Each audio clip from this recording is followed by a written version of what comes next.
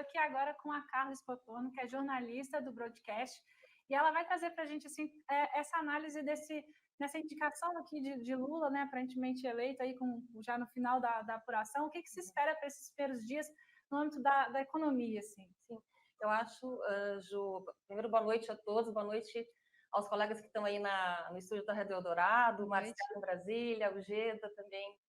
remotamente. Acho que a primeira coisa que se quer ouvir na área de economia é um nome, e é o nome do ministro da Economia, o ministro da Fazenda,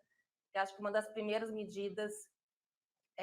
que o ex-presidente Lula e provavelmente o presidente eleito do Brasil deve fazer é fazer a mudança do Ministério da Economia, que hoje são 3 ministérios que estão lá dentro, a Fazenda, Desenvolvimento, Indústria, Comércio e Planejamento, e voltar a ter o Ministério da Fazenda. Então, primeira coisa a prioridade que quem acompanha a economia quer saber é o nome do ministro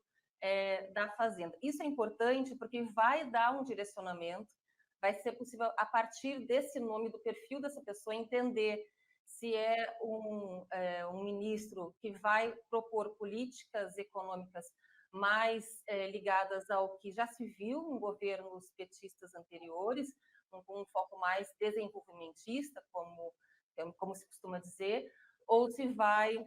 estar mais ligado a uma outra agenda, a uma agenda que não tem o Estado, que não tem as estatais e o Estado, o governo brasileiro tão forte. Então, a grande dúvida é o nome, e isso é porque é o perfil. Já se falou bastante, já se falou de vários nomes, já se falou de Rui Costa, já se falou de Alexandre Padilha,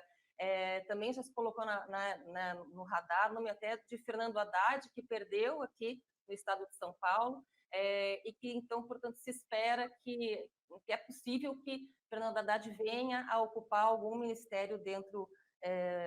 de um eventual governo Lula, caso se confirme aí a eleição do ex-presidente Lula, mas se cogitou até de ele ser ministro da Fazenda, Fernando Haddad, que não tem aí esse perfil com uma agenda de menos Estado, né? Como o ministro da Economia do atual governo Bolsonaro fala, mais Brasil, menos Brasília, né? É um slogan meio simplista para dizer menos Estado atuando, menos estatais. Que foi, inclusive, um esforço bastante grande durante o governo Bolsonaro de privatizar. Não se privatizou tudo por questões de mercado, por questões de processo, mas foi uma pauta, uma agenda importante que foi feita aí ao longo desses quase 4 anos de governo Bolsonaro. Uma outra questão, Ju, que quem acompanha a economia também quer assim ver como que vai ser feito, são as promessas de campanha. O candidato Lula prometeu aumento do salário mínimo, aumento real do salário mínimo, não vem sendo feito no governo Bolsonaro. Ele propôs um novo Bolsa Família de R$600, com adicionais de R$150 por filho, por criança, né, desse beneficiado, e sem dizer de onde sairia esses recursos. Esse assunto, inclusive, Ju, foi tema de uma reportagem especial publicada hoje no Broadcast, pelos colegas Eduardo Rodrigues e Lorena, lá da sucursal de Brasília, do Broadcast, explicando aí dos dois lados, na verdade, promessas que foram feitas pelo candidato Lula, promessas que foram feitas pelo candidato Bolsonaro, vão dizer exatamente de onde viria esses recursos, né? E contas públicas, Rafael Cortes, enfim, todo mundo aqui acompanha, é uma questão bastante sensível no Brasil.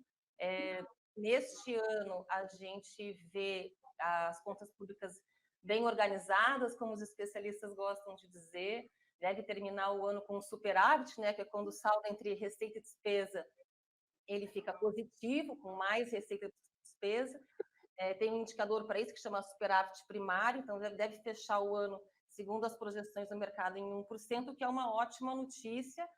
não fosse o fato de ser por circunstâncias,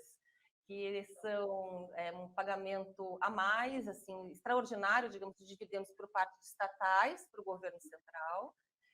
uma arrecadação que veio maior do que se esperava por conta da retomada da economia nesse pós-pandemia, e no meio disso tudo, se vê que para o ano que vem as contas públicas já não devem ter um superávit, né? Não devem ter um saldo positivo, mas sim um saldo negativo. Então a gente volta para uma história aí da última década com déficit primário, né?